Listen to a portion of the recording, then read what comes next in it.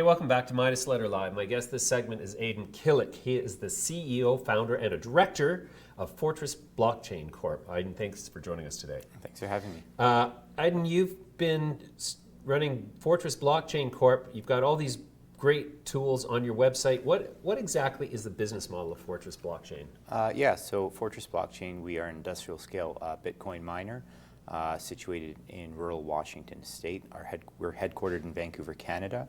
Our mandate is to operate in low-cost regions. Currently, all of our power is hydroelectric, and 2.6 cents a kilowatt hour. It's amongst the cheapest in North America. Wow. So you're paying 2.6 cents in the state of Washington? That's correct.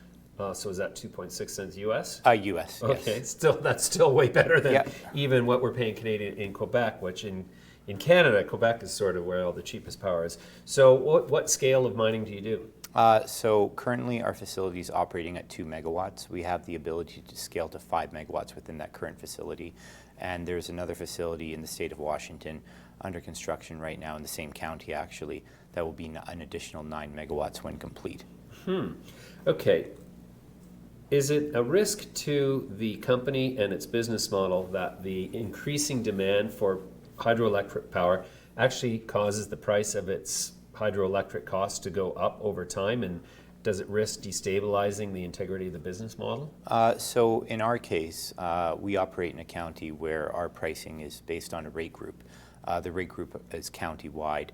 Our facility has been a customer of the county for 4+ years, and as such, any changes to the price of the power are applied county-wide, regardless of the use. We're in a light industrial rate group.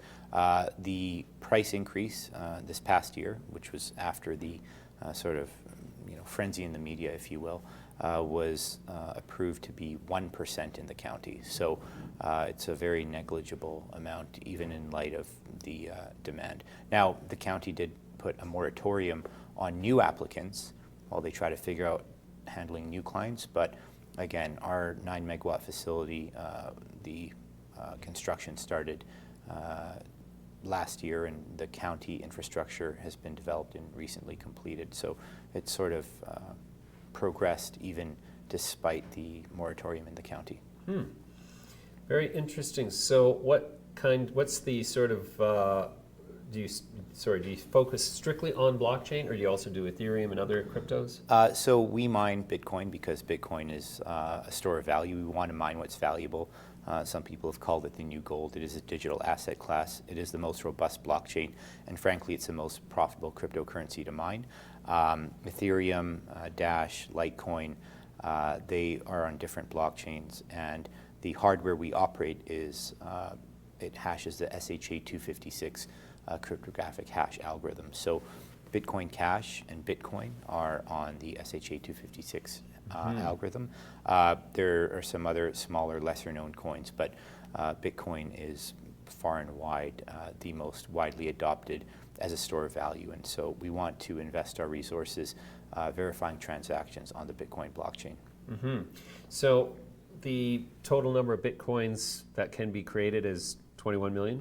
That's correct, yes. And the level of hash power required incrementally grows, increasing the level of difficulty and thereby increasing the cost per rewarded coin, correct? Correct. So there's a mathematical equation that defines it. Essentially, the number of hashes per block is equal to the difficulty, which is an integer number, which you can go onto blockchain.info and download at any given time. In fact, you can view historical charts. That number multiplied by 2 to the power of 32 is the number of hashes per block. Now, the network self-adjusts every 2 weeks, or more specifically, every 2016 blocks, such that the goal is a block is solved every 10 minutes. Now, if 2016 blocks are solved in quicker than 14 days, i.e. 2 weeks, the difficulty increases, right? Because the network realizes, hold on, the blockchain is being hashed through quicker than what we want it to do. Conversely, if it takes longer than 14 days to mine 2016 blocks, the network will decrease the difficulty. Now, frankly, we have not seen a decrease in the difficulty recently, but historically it has gone up and down. Recently, it's gone up quite a bit. The other point to make is the the profit by which the profit you would realize in mining Bitcoin can also be determined as a portion of the total block reward and your contribution towards that. So we can perhaps discuss it further, but we do have an interactive mining simulator tool that users can visit our website, fortressblockchain.io. Right. And it's an interactive tool, and they could see what the mining profitability would have looked like over the past 2.5 years. Mm-hmm. I'm curious, what does a Bitcoin mining company plan to do once the 21 million coins have been reached? What do you become? I suppose if there's some kind of great advances in medical technology and I'll live past the year 2140, I'll consider that then. But is that when the 21 million will Yeah. reach? 2140? Yeah. Oh. So how it works is every 4 years there's a halving event. And currently the block reward on the Bitcoin blockchain is 12.5 Bitcoins per block. A block, again, is solved approximately every 10 minutes. However, the next halving event in 2020 is going to reduce the reward to 3.25 Bitcoin per block, and subsequently half of that every 4 years. So it's sort of a long-term decreasing reward amount, and that inherent scarcity coupled with the difficulty is why fundamentally, outside of any market speculation, there is a price appreciation to Bitcoin because it does get more expensive to produce. But at the same time, the immutability of the blockchain increases because the amount of computing power required to do a 51% attack on the network, which is essentially a fancy way of saying how could one conceivably corrupt the Bitcoin blockchain, you'd have to have enough computing power that was greater than 50% of the worldwide contribution. That's why they called it 51% attack. So it's basically a way that it gives people more security in the strength of the blockchain. I'm trying to sort of put it in not too technical words, Mm-hmm. right? Mm-hmm. Yeah, okay, so that's interesting. So 2140. I mean, it's not really relevant in the way we think in terms of these days, but the question that still persists in my curiosity, what will miners do in 2140? Oh, sure, yeah, right. So there's two components to mining rewards. Fundamentally, there's a block reward, which most people are familiar with, and which is what I've just described. Mm-hmm. However, there are also transaction fees, right? So miners are rewarded with transaction fees. They've ranged over the past few years from as little as a few percent to the total reward to 25% of the total reward. The transaction fees were getting quite high last year, and so that's sort of corrected a little bit. But once all the Bitcoins are mined, miners will be incentivized to verify transactions on the blockchain through transaction fees. Mm-hmm. I guess it's possible as a non-miner mm-hmm. to offer fiat currency yeah. to producers of coins through mining and offer them in such a way incrementally so that you could accumulate essentially a proof of stake, so to speak, without actually showing any proof of work. Correct? I suppose if you're suggesting one could retain an ownership stake in produced coins by investing in a mining company, that's one way to look at it. Is that what you're asking? No, but that's another sort of tangent equal to the premise I'm trying to put forth, which is essentially, as a currency, 21 million Bitcoins is going to be the ultimate. The level of difficulty is increasing, therefore the scarcity is increasing, therefore the value is going up. Let's say at some point that all of the Bitcoin advocates are taken completely seriously and none of the Bitcoin naysayers are regarded, and suddenly everybody with a huge fiat fortune goes, oh my gosh, I need to buy as much of this as I can. Obviously, the price of Bitcoin is going to go soaring at that point as everybody tries to convert fiat into crypto. Yes. And where does that leave the guy who can't afford to buy, doesn't know how to mine, and is stuck with fiat? I mean, it sounds like if the evolution of the transformation to a crypto society actually were to occur, that a lot of the people who were less sophisticated technically, less able to access financial resources physically, they would be, in fact, the ones to suffer the most. And is that not in conflict with the entire value proposition of the concept of blockchain-based cryptocurrencies? I think that as we migrate towards a broader adoption, a binary between fiat currency and cryptocurrencies will exist, much like the binary between the US dollar and gold has always existed, right? So does everybody get rid of their fiat currency and buy gold? I mean, historically, that's where value was ascribed. I think that going forward, and by the way, with a nod to the recent past, what you just described occurred in December, right? And so the price of Bitcoin really eclipsed the intrinsic relationship between the price and difficulty.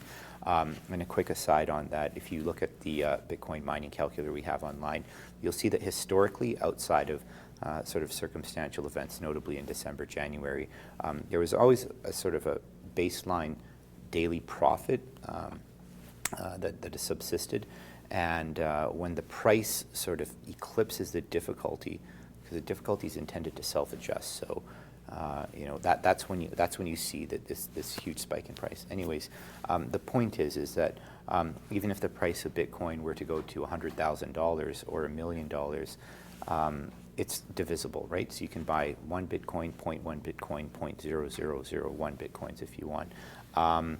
And so, frankly, there's a term called a Satoshi, which is 1/1,000,000th of a Bitcoin. Mm-hmm. So, people may, in 10 or 20 years, talk about, trading Satoshis and, a Bitcoin, much like a stock of Berkshire Hathaway, you might seem like very expensive to buy one, but... Sure.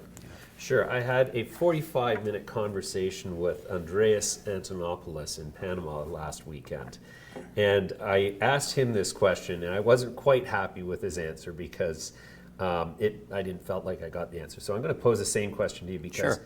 It's intriguing to me as a sort of hobby monetarist and economist that what the value proposition of the blockchain is very similar to the value proposition, or at least the compelling logic inherent in the argument of the gold bugs of the last 50 years, in that, immutability arguably exists, in that all of the mined gold to date more or less exists in some form or other, except that which sloughs off in the industrial processes. And I've heard that the entire Bay of Tokyo would probably assay out at about 1 gram per ton gold due to electronics ablation from the recycling process.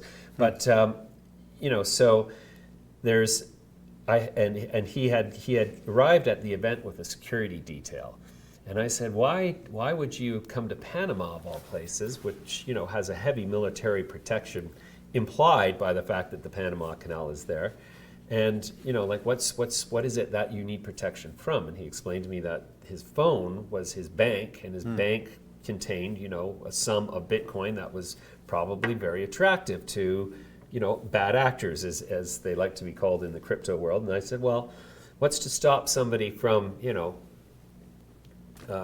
neutralizing your security detail, and then compromising you physically and torturing you, or torturing a loved one until you reveal all of your details, so that I could transfer your blockchain or your Bitcoin to me. And because that's the value proposition, is that the security is unparalleled, and the ability to protect your wealth by storing things in this electronic format, due to the fact that the record of ownership is distributed to multiple master nodes throughout the blockchain, and therefore beyond any tampering. Whereas and in some respects, I've just answered my own argument, I just realized. Whereas with gold, you can actually the point being that with gold, if I want to take $5 billion worth of gold off an individual, I have quite a logistics planning exercise. Whereas if I wanted to take $5 billion in blockchain, I could compel somebody through coercion, physical or otherwise, to execute a transaction, giving me ownership of their gold, their Bitcoin, and then execute them. And I mean, this is obviously the most worst case, dire circumstances that could ever befall any individual. But that's where I'm curious as to what's so much better than gold about Bitcoin, if they've both got these limitations, which sort of seem to be similar, both the limitations and the value propositions. Yeah, so I think the idea is that if you had all your wealth stored in physical gold, and somebody wanted to steal it, they'd have to displace the physical gold, and that would be physically arduous. Similarly, if you had your wealth stored in Bitcoin or cryptocurrency, and you had cold storage, and you secured your cold storage physically, which is what we do at our company. Namely, what you could do is popular brands, Trezor, for example, you take your Trezor device and put it in a bank vault, and you could put a gun to my head. Please don't, but I wouldn't know. I wouldn't be able to tell you. You wouldn't be able to send or receive Bitcoin without that Trezor. And if it was secured in a bank vault, and you kind of led me at gunpoint to the bank vault, I'd probably say, "Hey guys, Right. something fishy is going on here." So the point is I wouldn't recommend having an appreciable amount of cryptocurrency available on a hot wallet, something that could be sent and received from your phone, because then this sort of catastrophic scenario you've prescribed could be a reality. So I think it's management of your assets is important, and there are other insured custodial services. For example, Gold Money, my chairman Roy Sabag, his firm has a product called Block Vaults, where they offer insured cryptocurrency storage. So there are many options for safe and secure storage of cryptocurrency to alleviate the aforementioned scenario. Sure.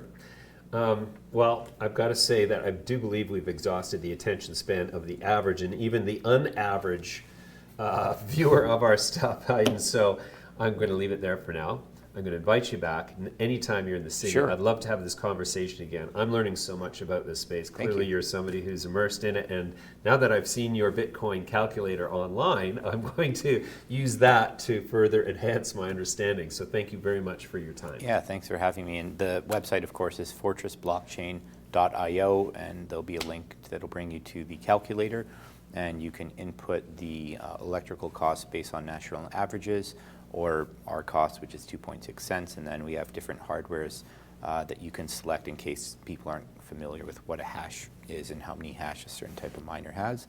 And I would very much look forward to our next meeting. Thank you so much for having me. Sounds great. Thank you. Thanks.